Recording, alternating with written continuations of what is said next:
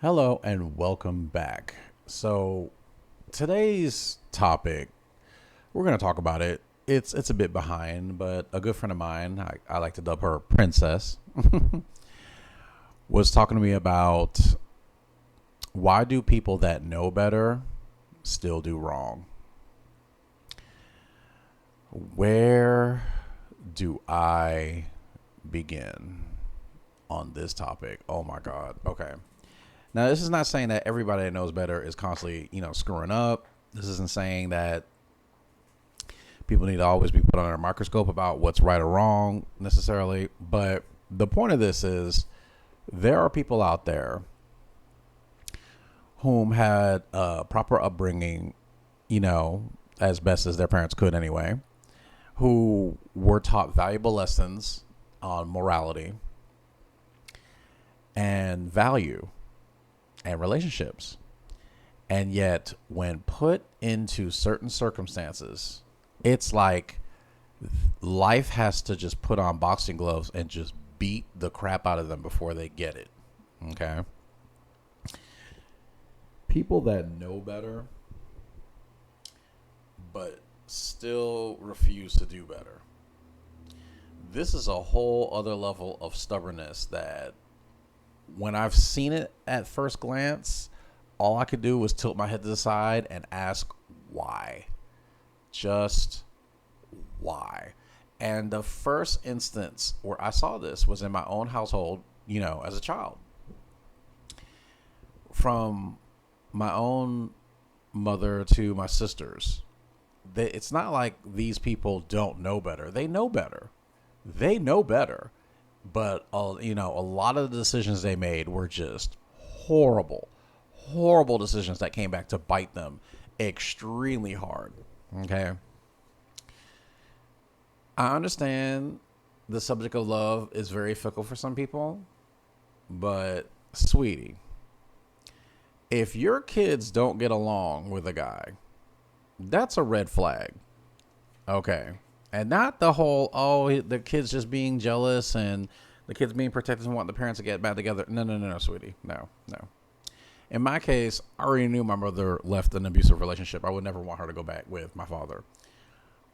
But why would you marry a guy that everyone and their mom is telling you not to marry him?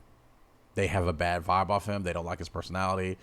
Tons of stuff. Tons of stuff. This is a guy you wouldn't even bring around your parents, but you married him. The hell is wrong with you? You know what I'm saying? Your own kids do not get along with this guy at all. And that just led to a river of bad decisions. Okay. I'm not going to go into full detail of what happened to moms, but she paid for it in the worst way that anyone could pay for marrying the wrong person, which even to this day, decades later, she hasn't filed a no contest divorce. And I'm looking at her like, why didn't you just file a no contest divorce? He can't contest it. He's not even in the state. Anyway, people that know better that still choose to do bad. Hell, Trickster's even on this list, okay? Trickster even would know better. People would tell Trickster not to do certain things, or I wouldn't do that if I was you, here's why, and Trickster would still do it. I think what it comes down to is it's a fascination, saying the person who knows better, it's a fear of missing out. That's what I really think it comes down to. It's a fear of missing out. It's the fear of the what ifs. What if they don't do it? What if they're missing out on a good opportunity? And they're trying to see things with the glass half full mentality. But baby, if the glass is leaking, it ain't half full. It's called you're going to get exhausted. Okay? You're going to get mother flipping exhausted. For the life of me, I just don't get it. Hell, there's a friend of mine who's made awful decisions. Awful decisions. And every single time I have told this person, every time I told him, I was like, why must you be so stubborn in this bad decision making? It'd be easier if you did XYZ. Case in point, I'm gonna put it out there. So they recently had lost their job due to what happened in COVID in 2020. Understandable, everybody, a lot of people were losing their jobs. Thankfully, I kept mine, but they lost their job in 2020. They got the unemployment. Mind you, that unemployment was $1,000 a week. Okay, do you know what Muru could do with $1,000 a week? And I'm not talking about like just spending it. I'm talking about investments. I'm talking about creating a space for myself with said resources that allows me to generate more resources. But that's something for later. Anyway, so said person, I'm going to call them Droopy. Droopy had a job, lost a job due to COVID, got the $1,000 plus benefits from unemployment that went on for, I want to say about 3 to 4 months. Okay. Droopy then got invited to come back to his job when, restrictions were, lifted, and at least partially lifted. And all you had to do was basically wear a mask. Droopy quits his job on the spot because, and this is the part that tickled me. Well, customers were coming in there with no mask on, and I felt unsafe. And I'm like, okay, all right. I can understand not feeling safe about certain things, but the question I'm then asking is, well, why didn't you bring this up to a supervisor, or why didn't you bring this up to the owner, who you said you were close with? Why didn't you talk to them about it? Why didn't you see about if they can, enforce certain, safety guidelines? Or if they can't do that, why not go about doing a position that doesn't involve you being around customers, like helping with, the cooking in the back? No. Droopy decides to quit the job. No notice, just quit. So you were making fat unemployment, and then you quit the job. But instead of just getting another job that was close by, because I pointed out to Droopy, hey, there's this restaurant down the street. Actually, not even a restaurant. It was like a fast food, Dunkin' Donuts. They're hiring on the spot. They're going to pay you more than enough money to pay off your rent, more than enough money to at least set you up to where you can get a better job. So you're not looking, frantic when it's rent time. And let me tell you what Droopy did. Droopy went down there after a week of me constantly nagging Droopy to go down to Dunkin' Donuts and get a job. Oh my God, they called me back immediately. I'm like, fam, they got a spot open and they need you to fill it like right now. And I said, this isn't a permanent job. This is just something to basically what I call a temp fix, a Band-Aid. Okay. It's to hurry up and get something that pays the rent. Because it's better to have some income than no income, kids. Okay, let me tell you. Been there, done that, rode that train, will not go back. But Droopy decides, okay, after a week of me harassing him about to go down there, goes down there. Now, I didn't find this out until later. When I finally questioned them again. Droopy went down there. Droopy then tells me later on, after about a week of harassing, that he went down there and I could just tell that it wasn't the place for me, and I wasn't gonna have a good time up in there. And I'm just like, okay, so wait a minute, let me think this. Do you have an income? Well, no. Okay, so there's a spot that's about to give you an income. Is the spot unsafe? Well, no, it's safe. Okay. Are they asking you to do something that you physically can't do that makes you uncomfortable? Well, no. So why are you turning down practically free money? Case in point of people who know better that will not do better. Okay. This ain't the only mistake Droopy made. Oh my God. Okay. So don't get me wrong. And I love Droopy to death. They have such amazing qualities about them. But when I tell you the river of bad decisions Droopy made was epic, it was epic. Okay. Droopy then, I don't even know what exactly was going on as far as that, but every now and then I would harass Droopy like, okay, so what are you doing about your income? Well, I'm doing this and I'm filling out applications. I'm like, okay, but baby, there's free jobs right down the street that are hiring right now. They're hiring right now. And I even told Droopy, I said, hey, if I was in your shoes, granted, I probably wouldn't, but I'm just saying, if I was in your shoes, the first thing I would do is take the guaranteed check and then position myself to where I get a better check so I don't have to worry about the situation no more. But that's not what Droopy did. Droopy instead burned through Droopy's savings and ended up moving out of where we were at because, Droopy couldn't pay rent. And I'm sitting there thinking, I said, okay, so you had all that money. You had all these opportunities. And you know better, but because you're entitled, you chose to just go to a spot where basically people are taking care of you. Are you serious?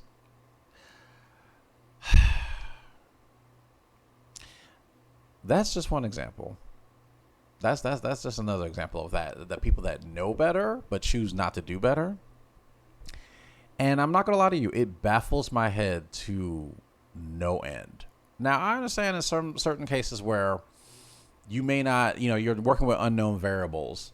Okay, you don't really know how well a person is going to treat you, or you don't know how well a certain job title is going to be. But come on, fam. At least test it out and see if you can make it work.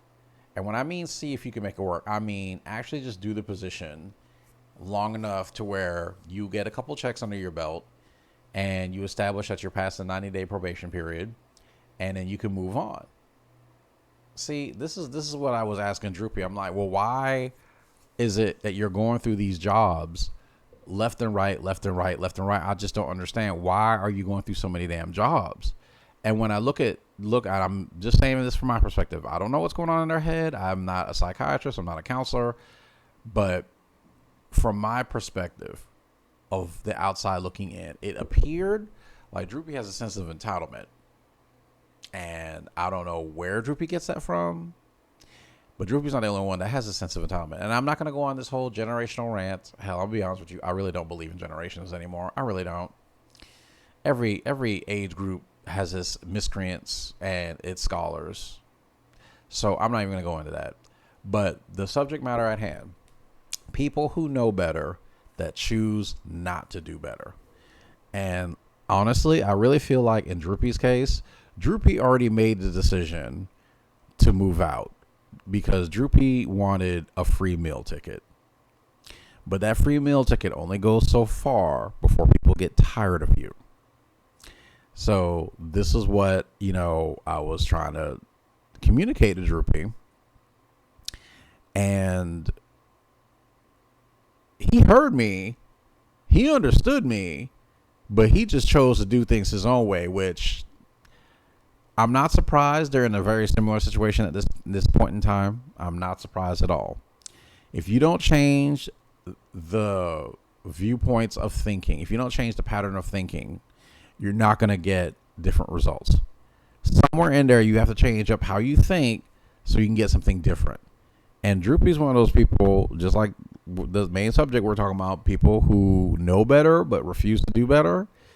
It's like they have to learn things the hard way before they finally get it. Okay. I'm going to get off of Droopy here for a bit because there's just way too much I can go into detail with. Now I'm going to talk about another friend of mine. Oh, talk about another friend of mine. We're going to call her Miss Tarot. Okay. Miss Tarot was, for the lack of a better term, she's one of those people who's addicted to the thought of being in love. And I love her to death. She's an amazing person. She's sweet. She's genuine. She means the world. But when I tell you, after the stuff she's been through, I'm like, baby, you need therapy, and a lot of it. But of course, Miss Tarot isn't going to go do it that way. Miss Tarot is going to make her decisions based off of what she feels. Let's go into detail, shall we? So, a couple years back, Miss Tarot, myself, and a bunch of friends got together for my birthday party. This was pre-COVID. And I told Miss Tarot when she seemed interested in one of the friends that was there, I said, don't do it. Don't do it. Do not do it. And she's like, why? Why not? I mean, he's cute. He's interesting. No, baby. That child is damaged, and you don't want to get around damaged goods. What did Miss Tarot do? Oh, of course, Miss Tarot goes behind my back and does it anyway. Then Miss Tarot finds out that said, mutual friend is actually a covert narcissist. I tried to tell her. I was like, I wouldn't do it if I was you. I would not do it if I was you. Thankfully, she didn't stay in that relationship long. She got to see it for what it was. Thankfully, that wasn't her first narcissist. But the damage was already done. Okay, the damage was already done. And I'm not going to lie to you. It was kind of funny going on this whole Scooby-Doo mystery machine investigation on the narcissist for like a year. Figuring out what he's doing, what he's saying, how he's moving. If you ever want a good Hollywood story for a movie, all you have to do is get you a journal and follow a narcissist around. Baby, that makes for some really good television drama. I'm not going to lie to you. Ain't no drama like narcissist drama. Oh my God, the shit this dude did. The lies he told, the narratives he created, the gaslighting and triangulation. Oh, it was great. Oh my God. And that's another example of people who know better, but choose not to do better. But in the case of a narcissist, how can I best put it? It's a factory defect. I ain't gonna lie to you. That's exactly how I look at anybody that's a cluster B personality type. I'm just like, yeah, you're a factory defect. So the wires are frayed. The motherboard is not operating correctly. Yeah, fam, you're never gonna get it. Never gonna get it. Never gonna get it. Never gonna get it. Never gonna get it. But Miss Tarot, I love you, mommy. I really do. But fam, how many bad decisions do you have to make before you realize maybe I need to take a step back? Maybe I need to think this through. No, because you know what Miss Tarot did behind my back? Miss Tarot went and started talking to a dude that was already invested with somebody else. But to be fair, he was already one of those people on the prowl, that kind of thing. But here's the thing now. To be upfront about it, he was upfront about the fact that he was in a relationship. So I'm looking at Miss Tarot like, okay, baby, so he's already disqualified. Well, we're just friends, etc., etc., etc., etc. And I'm looking at Miss Tarot like, no, I know exactly what this is. So you're addicted to getting involved with emotionally unavailable men. As soon as he says he's in a relationship, it's like your coochie is moist like a Duncan Hines brownie. Girl, I'm going to need you to get it together. I'm going to need you to get it to motherfucking get it. And the thing that killed me about that situation was how long it was allowed to persist. Like, I'm looking at her like, girl, why are you even allowing yourself to be involved with something that obviously isn't for you? And once again, people that know better that refuse to do better. It's like they gotta be burned. They got to go through some serious stuff before they finally go, you know what? Let me let it go. And I'm gonna be honest, it's these people out here, and I'm gonna put it up front when I say it, they need therapy. They need rigorous amounts of therapy. Because they're letting themselves get involved with stuff that just makes no sense. And I just can't understand it. So Miss Tarot was emotionally invested in dude. Even though I told her she needs to go ahead and block his freaking social media, she didn't do it. Even though I told her she doesn't need to get involved, she did it anyway. And at that point, I just said, you know what? I'm going to give it 3 months. 3 months tops. And as much as Miss Tarot fought back and forth, as much as Miss Tarot, oh my God, was saying all this stuff, every conversation was about this guy. Or it led to this guy. And I'm looking at her sideways like, please stop talking about him. Well, this happened and that happened, and you know how I am emotionally. And I'm like, yes, and I told you ahead of time you shouldn't have been involved. And what did you choose to do? As I sit there and make a face. So once again, examples of people who know better, that choose not to do better. At this point, I'm merciless about it, because unless there's some, unseen circumstances that you weren't forewarned about, now that I can kind of understand. It's like a child first burning their hand on a stove not knowing that it's hot. I can get that. I can understand that. The curiosity, the lack of knowledge. But you have these grown people who know better, but just choose not to do better. And I'm like, okay, so what is it? What is tea? Why must it be like this? And ultimately, it's a lack of self-appreciation. It's a fear of missing out. And combined together, that is a deadly recipe to set you up for a pit of snakes and narcissists, or even another trickster. So I'm gonna be honest about that. It's just, to me, it's foolish. It's foolish. The moment somebody tells me, hey, I'm in a relationship, the first thing that goes off in my head is, oh, well, you're disqualified. I'm not going to bother with you. I'm not going to get mad with you. I'm not even, emotionally invested. I'm just kind of like, yeah, bye. That's a wrap. Okay, if I see you, I see you. I'll say hello, but that's as far as that goes.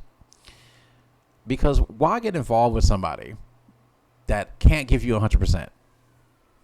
Why get involved with somebody whose time is already cut short due to other obligations? Why would you even bother doing that to yourself? I have no idea. I've never understood the concept of cheating, per se. I mean, when I was younger, I did attempt it, but I felt so much emotional backlash and karma for it. I had to come forward about it. It was like, look, I'm going to have to end up breaking up with you because this is what happened, da da da da. And even though my ex at the time forgave me for it, it just put me in a bad place mentally. And I never, ever, ever, ever want to be in that kind of emotional headspace ever again. Cheating ain't worth it, kids. It's just not. So really, like I said, it comes down to a lack of self-validation, a fear of missing out. Okay, that's where these people come from with this whole I know better, but I'm just choosing not to do better. So what I have to say to all that is, go get help. Go get therapy. Stop screwing over other people's lives for your miscreant ways. And that is what Muru's message of the day is.